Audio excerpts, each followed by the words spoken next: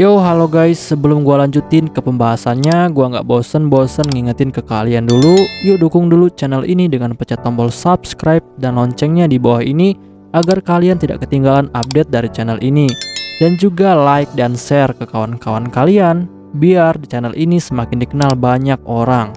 Pastinya dukungan dari kalian sangat gua butuhin untuk ngebuat gua terus semangat dan terus update ke depannya. Oke, kalau gitu kita langsung lanjut aja ke pembahasannya.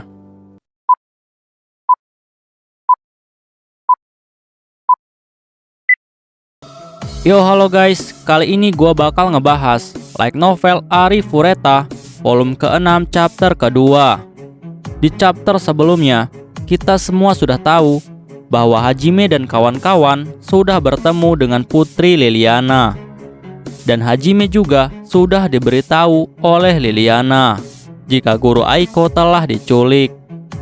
Dan Hajime juga sudah memutuskan untuk menyelamatkan guru Aiko. Untuk kalian yang belum nonton di chapter sebelumnya, silahkan ditonton terlebih dahulu. Saat ini, di penjara yang terletak di sebuah menara yang sangat tinggi, guru Aiko sedang duduk bersandar di dekat tempat tidurnya. Sudah 3 hari Aiko terkurung di tempat ini dan tidak bisa menggunakan sihirnya sama sekali karena sihirnya sudah dibelenggu oleh gelang anti sihir. Dan guru Aiko juga telah berkali-kali mencoba untuk kabur, tapi tidak bisa karena selalu dihalangi oleh seorang biarawati. Dan biarawati itu lebih kuat dari dirinya. Dan akhirnya Aiko pun menjadi sangat putus asa dengan keadaannya saat ini. Dan dia sangat khawatir dengan keadaan murid-muridnya. Aiko pun lalu membayangkan seorang murid yang telah menyelamatkannya beberapa kali.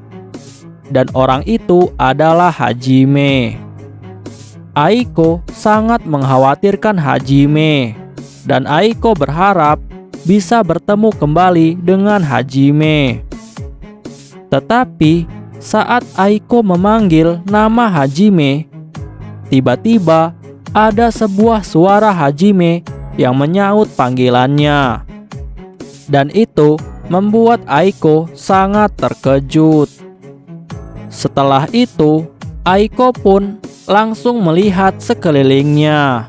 Dan benar saja, ternyata dia melihat ada Hajime di balik jendela jeruji.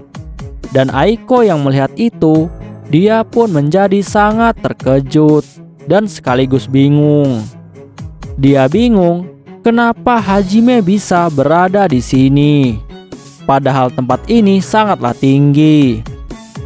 Di sisi lain, Hajime tidak mau membuang-buang waktu.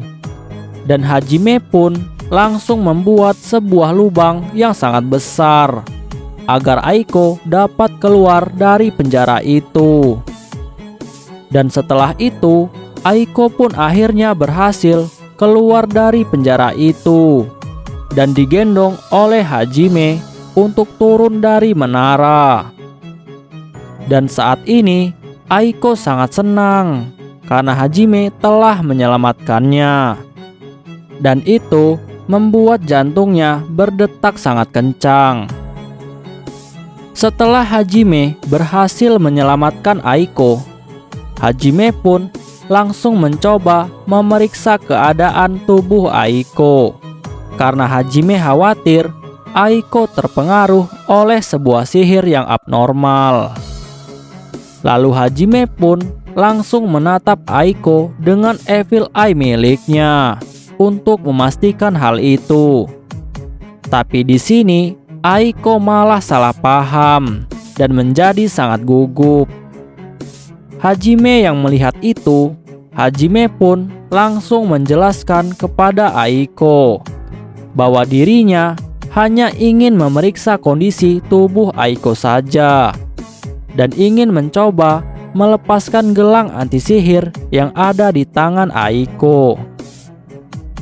Aiko yang mendengar itu dia pun hanya bisa tertawa karena dia sadar dia sudah salah paham. Setelah itu, Hajime pun lalu memberitahu Aiko bahwa Liliana lah yang sudah memberitahu dirinya jika Aiko telah diculik. Dan Hajime juga bilang ke Aiko bahwa saat ini dia akan mengantarkan Aiko menuju ke tempat Koki dan yang lainnya agar Aiko bisa aman. Tetapi tiba-tiba Hajime menerima telepati dari Yue. Yue memberitahu Hajime bahwa iblis telah menyerang kota. Hajime juga memberitahu guru Aiko tentang informasi itu. Aiko yang mendengar itu, dia pun menjadi sangat cemas karena informasi itu. Setelah itu, Hajime pun lalu mengusulkan kepada guru Aiko untuk sementara berkumpul dengan kelompok Koki dan yang lainnya terlebih dahulu. Dan Aiko pun setuju dengan usul itu. Tetapi saat Hajime menuju ke lokasi Liliana dan yang lainnya berada, Hajime tiba-tiba diserang dengan serangan tiba-tiba yang berasal dari atas. Dan serangan itu sangatlah kuat. Bahkan serangan itu dapat menghancurkan menara yang ada di belakang mereka dan langsung berubah menjadi debu dalam sekejap. Tapi untungnya Hajime telah berhasil menghindarinya. Di sini Hajime akhirnya menyadari jika ada musuh yang sangat kuat telah menyerang mereka. Dan Hajime pun langsung melihat ke arah musuh itu. Dan musuh itu terlihat seperti seorang gadis yang memiliki rambut berwarna perak dan mata berwarna biru. Dan itu sama dengan ciri-ciri biarawati yang telah diberitahukan oleh Liliana. Dan di sini Hajime melihat jika musuhnya kali ini memiliki mata yang sangat tajam dan terlihat seperti boneka yang tidak punya perasaan. Gadis itu lalu memperkenalkan dirinya kepada Hajime. Dia bilang ke Hajime bahwa dirinya adalah seorang utusan dewa, dan dia telah diutus oleh Dewa Ehit untuk memusnahkan pengkhianat yang bernama Hajime. Dan gadis itu juga bilang ke Hajime bahwa namanya adalah Noin. Setelah itu, Noin pun langsung mengeluarkan 2 pedang kembar miliknya dan bersiap untuk menyerang Hajime dengan sihirnya. Lalu Noin pun langsung menembakkan sihirnya ke arah Hajime. Tapi untungnya Hajime berhasil menahan serangan dari Noin menggunakan aura sihir miliknya. Aiko yang melihat Hajime, dia pun menjadi sangat kagum dengan kekuatan dan ketenangan dari Hajime. Dan setelah itu, Hajime tidak tinggal diam. Hajime pun langsung bersiap-siap untuk mengeluarkan senjata andalannya. Dan pertarungan Hajime melawan Noin akhirnya dimulai. Di saat yang sama, Yue, Sea, Kaori, dan Liliana, mereka saat ini sedang menyelinap ke istana. Dan mereka berencana untuk pergi ke kamar Shizuku dan yang lainnya untuk memberitahu mereka tentang keadaan saat ini. Di sini sebenarnya tugas Yue dan juga Sea adalah untuk menemukan labirin gunung ilahi. Tapi karena Hajime ingin menyelamatkan Aiko, Hajime pun membutuhkan bantuan dari Koki untuk menjaga keamanan Aiko. Jadi Yue, Sea, dan Kaori telah diperintahkan oleh Hajime untuk membantu Liliana terlebih dahulu untuk memastikan bahwa Koki dan yang lainnya tidak jatuh ke tangan musuh. Sedangkan Tio diperintahkan oleh Hajime untuk mengawasi keadaan di seluruh kerajaan dan menjadi bantuan apabila keadaan tidak terkendali. Tapi tiba-tiba ada sebuah serangan yang tidak diketahui, dan serangan itu telah menyerang penghalang kerajaan. Dan serangan itu juga telah berhasil menghancurkan penghalang kerajaan yang belum pernah hancur sebelumnya. Dan Liliana yang mengetahui hal itu, dia pun menjadi sangat kacau. Di sini Liliana belum tahu siapakah orang yang bisa menghancurkan penghalang kerajaan. Bahkan tidak lama dari hancurnya penghalang pertama, ternyata penghalang kedua telah berhasil dihancurkan lagi dengan serangan yang sama. Tetapi dalang dari serangan itu masih belum diketahui. Sedikit informasi, kerajaan Hylic memiliki 3 lapis penghalang untuk mencegah sebuah serangan. Dan penghalang itu adalah penghalang yang sangat kuat. Bahkan selama berabad-abad, penghalang itu belum pernah ditembus atau dihancurkan. Tapi saat ini, penghalang itu telah dihancurkan dalam sekejap. Dan itu membuat Liliana menjadi sangat kacau. Liliana pun lalu mulai curiga bahwa adanya seorang pengkhianat. Di sisi lain, Tio langsung menghubungi Liliana dan yang lainnya menggunakan telepati. Dan Tio langsung memberitahu kepada mereka semua bahwa ada sebuah serangan dari kawanan monster dan iblis. Dan Tio juga bilang bahwa iblis yang menyerang Hajime saat di Gunung Api Guryuen, iblis itu juga ikut dalam penyerangan ini. Liliana yang mendengar itu, Liliana pun menjadi sangat terkejut. Dia kaget kenapa monster dan iblis bisa sampai ke ibu kota tanpa ketahuan. Padahal kerajaan telah dikelilingi oleh pos-pos penjagaan. Dan menurut Liliana, mustahil pasukan iblis bisa masuk ke kerajaan tanpa ada bantuan dari seseorang. Dan Liliana pun mulai curiga, pasti ada seorang pengkhianat di dalam kerajaan yang telah membantu para iblis untuk masuk ke wilayah ibu kota tanpa diketahui. Sedangkan Yue dan Seiya tidak bingung lagi kenapa pasukan iblis bisa masuk ke ibu kota tanpa diketahui. Karena Yue dan Seiya mengetahui bahwa pasukan iblis dipimpin oleh Fright. Dan Fright adalah pengguna sihir zaman dewa, yaitu sihir Space Magic, yang dapat membuat penggunanya berpindah-pindah tempat dengan sangat cepat. Setelah itu, Yue dan Seiya memutuskan untuk melawan Fright dan membalaskan dendam karena Fright telah menyakiti Hajime dengan serangan mendadak saat mereka berada di labirin gunung api. Sedangkan Kaori memutuskan untuk menemani Liliana menemui Shizuku dan yang lainnya. Lalu Yue dan Seiya pun langsung berpisah dengan kelompok Liliana untuk mengejar Fright. Sedikit informasi, Fright sebelumnya bisa memojokkan Hajime dan kawan-kawan karena Fright sudah melakukan serangan yang sangat licik dengan menyerang Hajime secara mendadak. Dan jika bukan karena serangan itu, Hajime tidak akan terluka.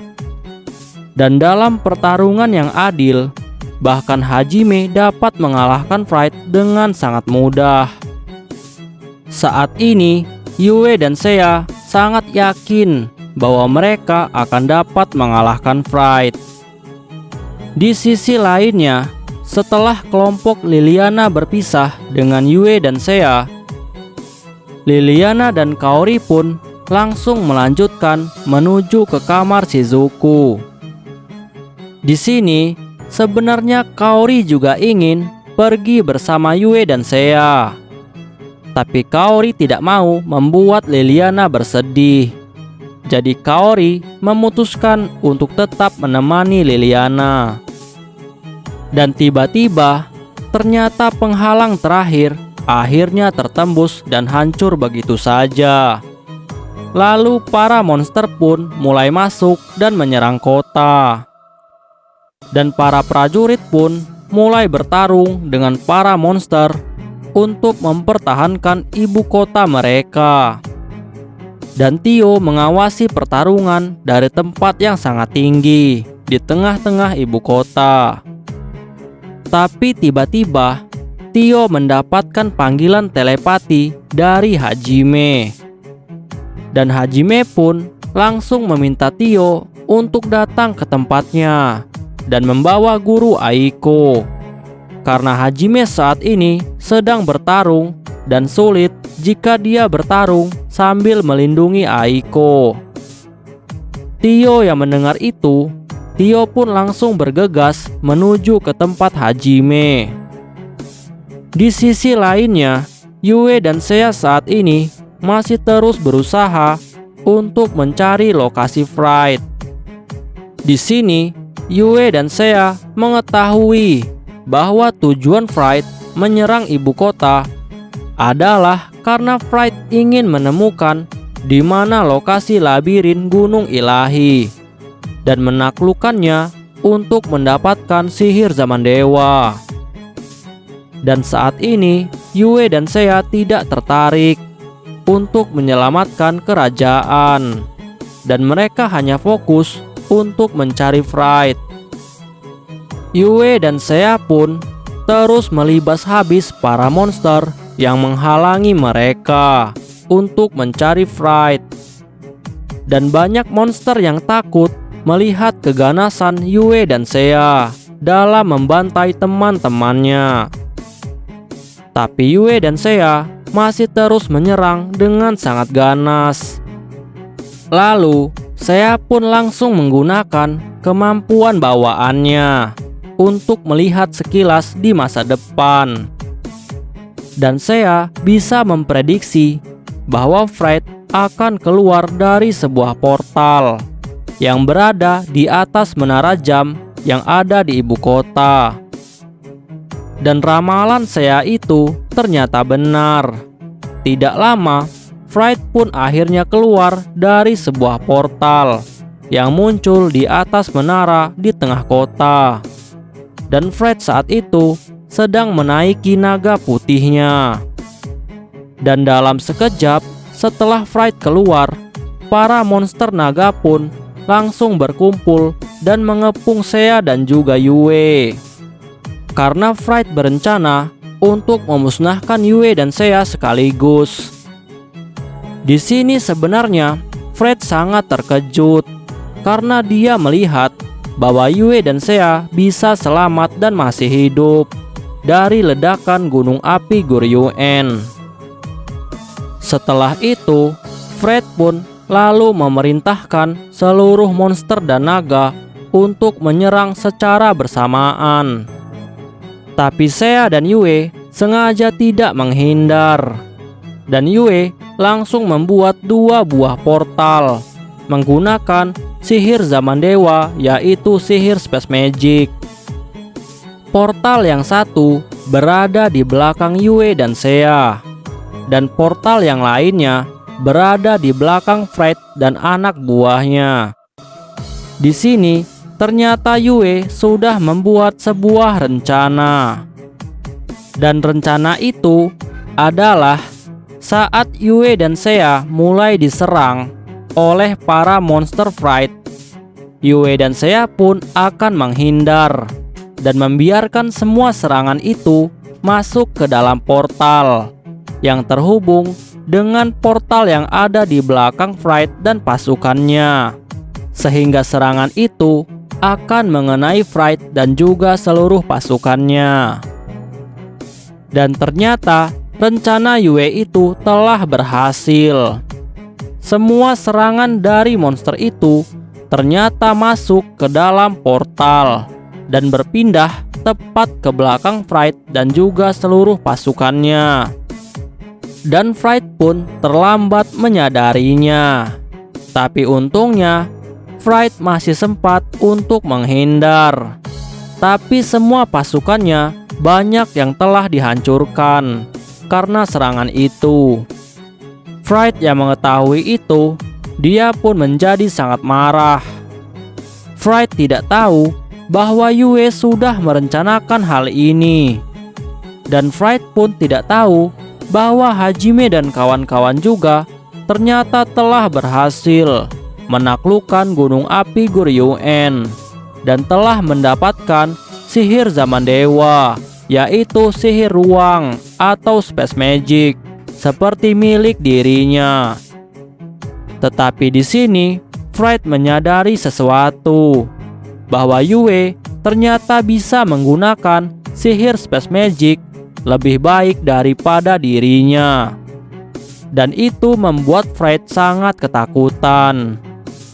Sedikit informasi, semua sihir zaman dewa memiliki tingkat kecocokan yang berbeda-beda kepada setiap orang yang mendapatkannya.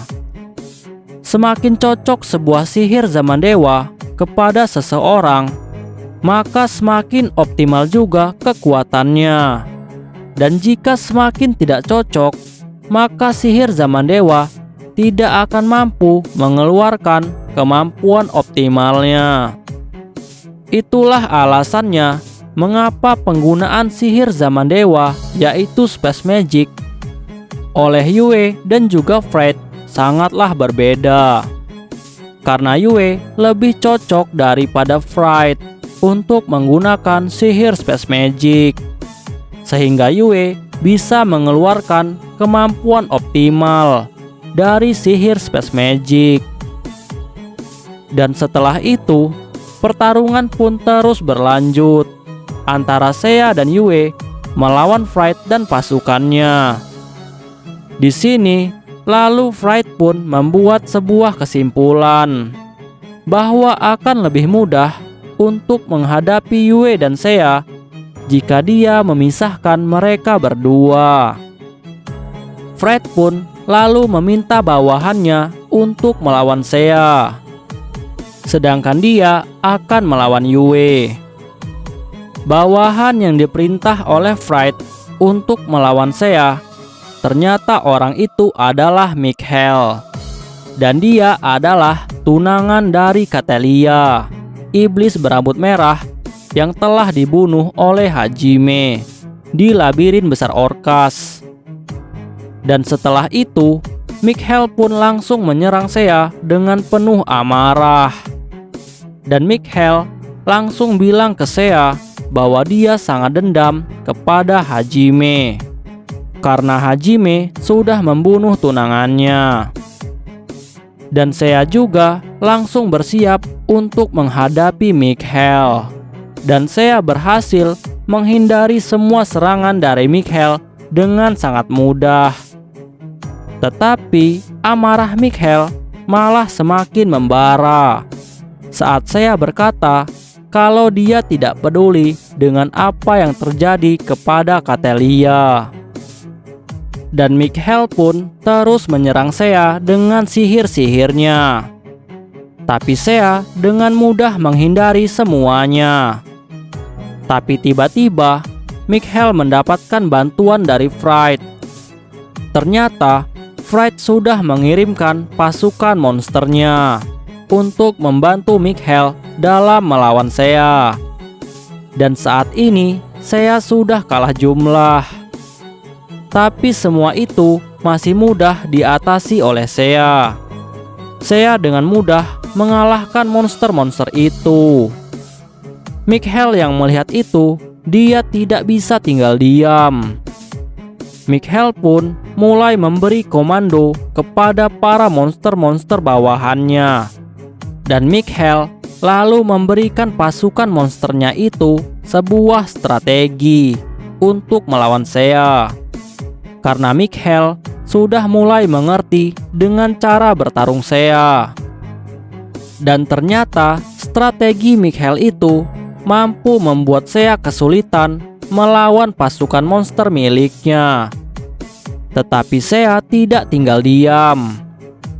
Sea pun langsung mengeluarkan senjata andalannya yang lain. Dan senjata itu berbentuk seperti bola besi yang memiliki rantai. Sea pun langsung melemparkannya ke arah kelompok monster itu. Dan serangan itu tidak bisa dihindari.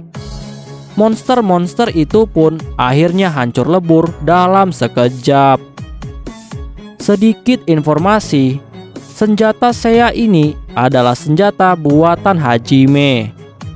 Dan ini adalah senjata tambahan yang bisa dikombinasikan dengan palu Druken milik Sea.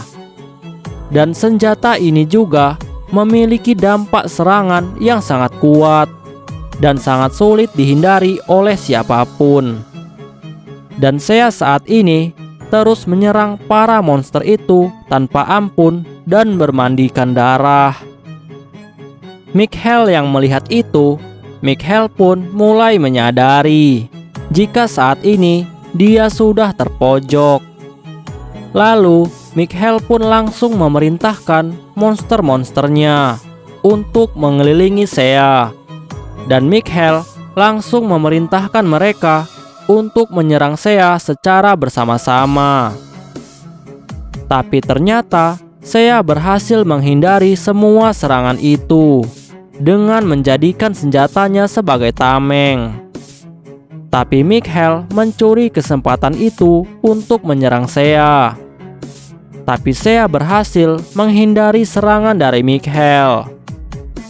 Dan Sea juga langsung menyerang Mikhail dengan senjatanya. Namun Mikhail juga berhasil menahannya. Dan dengan momen ini, Mikhail pun lalu melemparkan jarum-jarum batu. Dan kali ini serangan itu berhasil mengenai Sea. Para iblis yang melihat itu, mereka pun terlihat sangat senang karena mereka merasa bahwa mereka sudah menang. Karena mereka melihat bahwa tangan dan kaki Sea sudah mulai membatu karena terkena jarum batu milik Mikhail. Tapi Sea tidak merasa cemas sama sekali. Dan Sea terlihat sangat tenang seolah tidak terjadi apa-apa. Dan tiba-tiba Mikhail dan para pasukan monsternya, mereka pun menjadi tercengang. Karena mereka melihat bahwa luka-luka Sea telah kembali seperti semula dan terlihat tanpa luka sedikit pun. Dan jarum batu juga telah lenyap dalam sekejap. Di sini ternyata Sea telah menggunakan sihir zaman dewa. Dan sihir itu adalah sihir restorasi yang telah dia dapatkan di labirin bawah laut Mergine. Tetapi bakat Sea sangat rendah tentang sihir ini daripada yang lainnya. Tapi masih bisa berguna untuk luka-luka yang tidak fatal. Mikhail yang melihat itu, Mikhail pun merasa ketakutan dan menjadi sangat bingung tentang kejadian saat ini. Dan keputusasaan pun mulai menghampiri Mikhail. Tapi Sea tidak tinggal diam. Sea pun langsung mulai menyerang para iblis dan para monster itu tanpa ampun. Para iblis pun langsung musnah satu persatu tanpa bisa melakukan perlawanan. Dan Mikhail hanya bisa terdiam melihat rekannya mati satu persatu. Dan Mikhail pun dengan putus asa terus menyerang Sea dengan sihir petir miliknya. Tapi semua serangan itu selalu dihindari oleh Sea dengan sangat mudah. Dan Sea pun langsung menyerang balik dengan satu pukulan Druken miliknya. Dan karena serangan itu, Mikhail pun langsung terpental ke tanah dengan kekuatan seperti meteor menghantam bumi.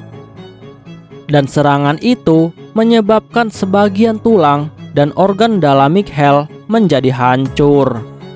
Tapi ternyata Mikhail masih hidup dan hanya memuntahkan darah.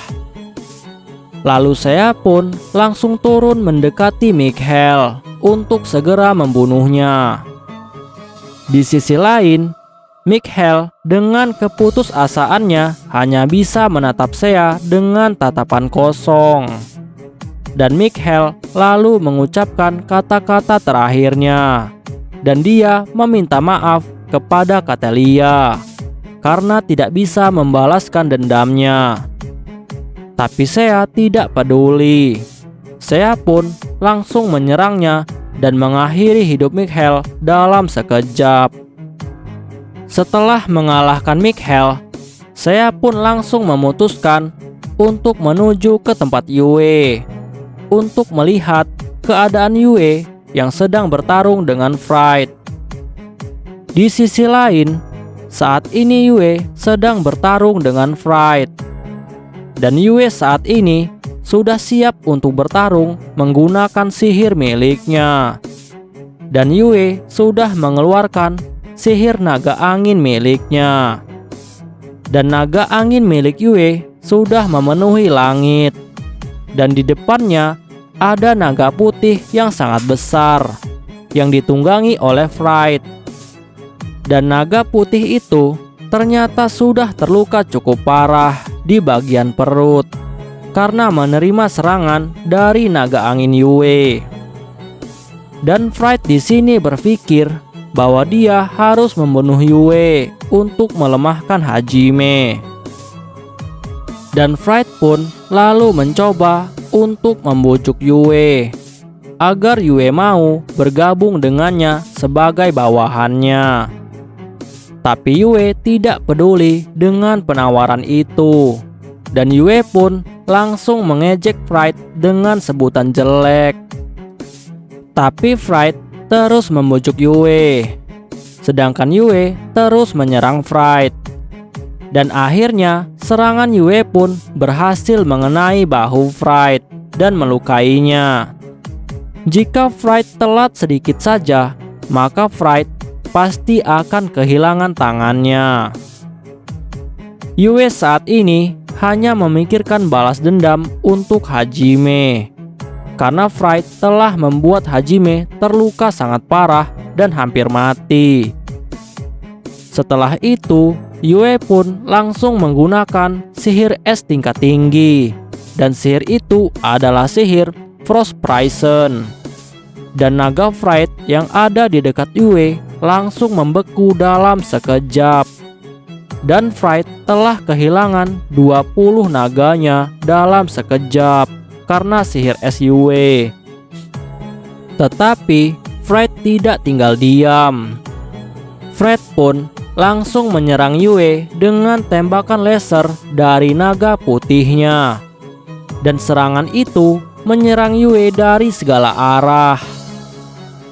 Tetapi Fright sangat kaget karena semua serangan itu tidak sedikit pun dapat melukai Yue.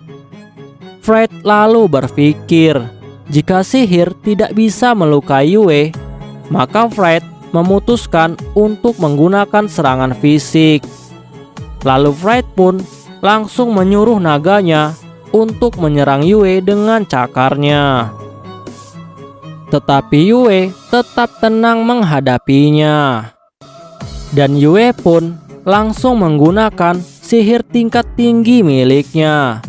Dan sihir itu adalah Void Shatter. Dan sihir Yue itu dapat memotong apapun yang ada di sekelilingnya.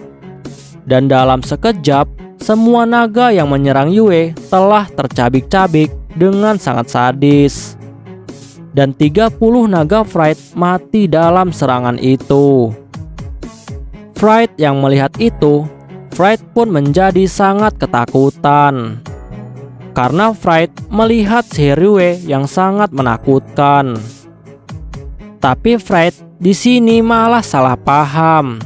Fright mengira jika Yue ini adalah salah satu dari utusan Dewa Ehit. Tapi Yue langsung membantahnya. Yue bilang bahwa dia melakukan semua ini hanya untuk Hajime, bukan untuk dewa palsu seperti Dewa Ehid. Fright yang mendengar itu, dia pun menjadi sangat marah. Dan Fright pun lalu bilang ke Yue bahwa dia akan membunuh Yue dan membawa mayatnya ke hadapan Hajime. Tapi Yue tidak peduli dengan hal itu. Dan Fright pun lalu memerintahkan semua monsternya untuk berkumpul dan menyerang Yue secara bersama-sama. Tapi Yue tidak tinggal diam. Yue pun langsung menggunakan sihir naga petir miliknya untuk menyerang para monster itu. Tapi ternyata serangan dari Yue ini berhasil ditangkis oleh monster kura-kura yang memiliki cangkang yang sangat keras. Dan monster itu juga langsung menelan sihir naga petir milik Yue. Dan Fright pun langsung menyerang balik. Fright menyerang Yue dengan serangan tiba-tiba dan langsung mengarah ke arah Yue. Tapi Yue tidak tinggal diam. Yue pun langsung mengeluarkan sihir black hole miliknya. Dan serangan Fright langsung ditelan oleh sihir black hole milik Yue. Di sini, Fright pun merasa kalau dia berhasil memojokkan Yue. Karena selama dia memiliki monster kura-kura yang memiliki cangkang keras, maka sihir naga petir Yue tidak akan berguna. Dan Yue pun lalu mulai berkonsentrasi untuk memulai sihirnya. Tapi Fright tidak membiarkan hal itu. Fright pun langsung menyerang Yue untuk menggagalkan rapalan sihir milik Yue. Dan serangan Fright itu ternyata berhasil mengenai Yue dan membuat Yue mendapatkan luka yang cukup banyak. Tapi luka itu tidak fatal. Dan untungnya Yue dapat pulih dengan sangat cepat karena Yue memiliki regenerasi yang super cepat. Sedikit informasi, sebelum Yue mendapatkan sihir zaman dewa, yaitu sihir restorasi, ternyata Yue sudah memiliki sihir bawaan. Dan sihir itu adalah sihir regenerasi penuh. Dan serangan apapun yang dapat melukai Yue, maka Yue dapat meregenerasi dengan sangat cepat, bahkan tanpa bantuan sihir restorasi. Fright yang melihat itu, Fright pun akhirnya merasa sangat terguncang. Karena Fright menyaksikan bahwa Yue bisa beregenerasi dengan sangat cepat. Dan Yue terlihat seperti tidak terkalahkan. Yue pun langsung mengeluarkan sihir terkuat miliknya. Dan sihir itu adalah sihir Five Heavenly Dragons. Dan sihir ini dapat memunculkan 5 naga sihir yang memiliki elemen masing-masing. Di sisi lain, naga-naga Fright pun langsung merasa ketakutan oleh sihir Yue yang sangat kuat. Dan mereka semua menyadari bahwa mereka tidak akan mampu untuk melawannya. Fright yang melihat itu, dia hanya bisa tercengang melihat kejadian ini. Yue dengan sombong berkata bahwa Fright bukanlah tandingannya. Setelah itu, naga-naga sihir Yue pun langsung menyerang monster-monster milik Fright, termasuk monster cangkang yang sangat keras. Dan dalam sekejap, monster-monster itu berubah menjadi abu. Naga es milik Yue dapat membekukan semuanya, sedangkan naga batu milik Yue dapat merubah semuanya menjadi batu. Di sini, sebenarnya Yue sedikit kesulitan untuk mengendalikan 5 naga sihir miliknya, karena Yue membutuhkan energi dan fokus yang sangat tinggi. Dan Fright pun akhirnya menyadari akan kelemahan ini dan mengambil kesempatan untuk menyerang Yue. Tapi Yue berhasil menanganinya dengan sihirnya. Banyak naga Fright telah mati karena serangan itu. Setelah itu, Fright pun lalu menyadari bahwa Yue adalah sesuatu yang tidak mungkin dapat dia kalahkan. Bahkan Fright akhirnya yakin jika bukan hanya Hajime saja yang memiliki kekuatan yang sangat kuat, tapi ternyata semua orang di kelompok Hajime memiliki kekuatan yang tidak normal. Fright pun akhirnya menyadari kesalahannya, karena dia sadar betapa sombong dirinya ingin menjadikan Yue sebagai bawahannya, padahal Yue lebih kuat dari dirinya. Tapi Fright terus berusaha untuk tidak menyerah. Fright pun terus mencoba menyerang Yue dengan sihir tingkat tinggi miliknya. Tapi Yue dapat dengan mudah menghindari semua serangan Fright dengan sihir Void Fissure miliknya. Sihir ini memungkinkan penggunanya untuk membuat sebuah gelombang kejut dan meledakkan semuanya dalam sekejap. Dan ternyata Fright pun berhasil menghindar dan berpindah tempat menggunakan sihir zaman dewa, yaitu sihir Space Magic.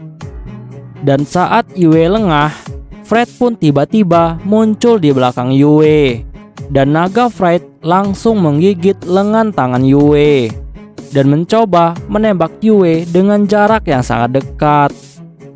Tapi Yue di sini tetap santai dan tersenyum. Lalu Yue langsung menyentuh tangan dari Fright. Dan Fright sekali lagi mengalami keputusasaan dengan apa yang sedang terjadi. Dan ternyata Yue telah merapalkan sebuah sihir dan langsung melepaskan sihir itu kepada Fright. Dan sihir itu adalah Revival Reversal. Dan dalam sekejap, Fright pun terluka karena sihir itu. Di sini Yue sebenarnya menunggu waktu yang tepat untuk dapat melepaskan sihir Revival Reversal. Yue sebenarnya sengaja menerima serangan terakhir dari Fright agar Yue dapat menyentuh tubuh Fright. Karena sihir ini hanya bisa bekerja jika sang pengguna menyentuh targetnya.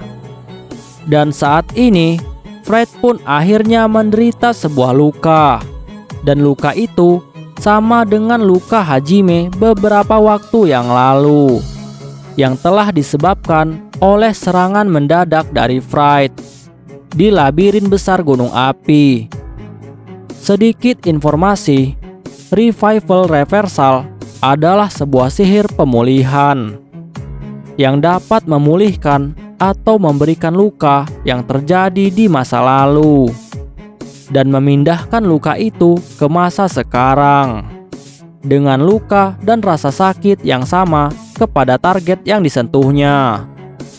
Di sini ternyata Yue sudah merencanakan dari awal bahwa dia ingin memberikan luka Hajime saat itu kepada Fright dengan tujuan untuk membalaskan dendam Hajime, sehingga Fright akan merasakan penderitaan Hajime saat itu. Fright yang mengetahui bahwa dia akan segera kalah, Fright pun lalu mencoba melarikan diri karena dia merasa bahwa dia tidak akan dapat menang melawan Yue. Tapi Yue tidak tinggal diam. Yue pun langsung mencoba menyerang Fright dengan sihir terkuatnya sebelum Fright dapat melarikan diri. Tetapi sebelum Yue dapat melancarkan serangannya, para bawahan iblis dan monster milik Fright langsung menghalangi Yue untuk menyerang Fright, dan mereka ingin memberikan Fright waktu untuk kabur. Yue yang melihat itu, Yue pun menjadi sangat kesal, dan Yue langsung melepaskan sihir tingkat tinggi miliknya langsung ke arah monster yang menghalanginya. Dan sihir Yue itu langsung menyapu bersih mereka semua tanpa ada yang tersisa. Tapi Fred berhasil melarikan diri. Tidak lama, Seiya akhirnya datang dan memanggil Yue. Dan Seiya langsung menanyakan kepada Yue, apakah Yue berhasil membunuh Fred atau tidak. Dan Yue pun langsung memberitahu Seiya jika Fred telah berhasil kabur. Setelah itu, Yue dan Seiya pun langsung memutuskan untuk kembali ke istana. Oke guys, pembahasan kita di chapter kali ini selesai sampai di sini dulu dan kita bakal lanjut lagi di chapter selanjutnya. See you next time, bye bye.